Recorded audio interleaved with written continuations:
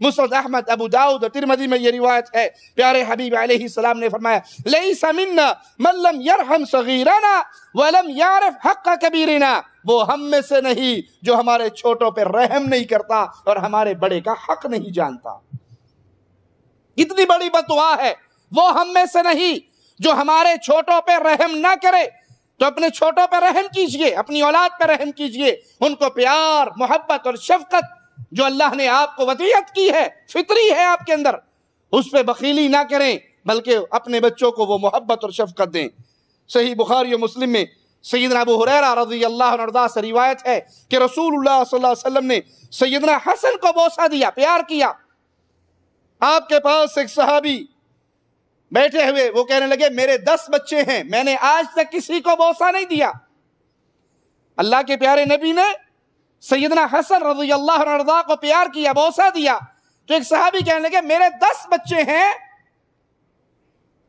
وہ کہاں ہیں جو کہتے ہیں 2 ہم 2 ہمارے، 10، 2 لڑکی 1 لڑکی، فیملی پوری ہو گئی، تم اپنا کھاتا بند کرا دو، میں اپنا کھاتا بند کرا دیتی ہوں، بس ہمیں اور نہیں چاہیے۔ صحابی کہہ رہے ہیں میرے 10 بچے ہیں ماشاءاللہ، میں نے آج تک کسی کو بوسہ نہیں دیا۔ اولاد کا زیادہ ہونا آج کے دور کے اندر اس کو کفار کی تقلید کرتے ہوئے عیب بنا دیا گیا ہے، برا سمجھا جاتا ہے، اتنے بچے لوگ کیا کہیں گے۔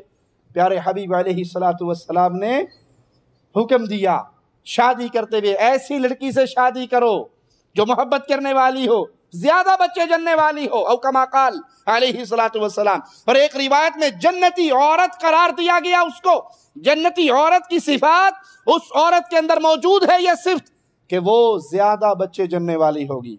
وہ یہ نہیں ہے کہ 2 بچے اور معاملہ ختم، 3 بچے اور معاملہ ختم۔ قیامت کے دن امت محمدیہ کی تعداد جتنی زیادہ ہوگی، پیارے حبیب کو اتنا فخر زیادہ ہوگا۔ یہ سوچ اپنے گھروں سے نکالیے، یہ سوچ، یہ کفار کی سوچ ہے۔ بچے اتنے ہوں گے کہاں سے کھائیں گے؟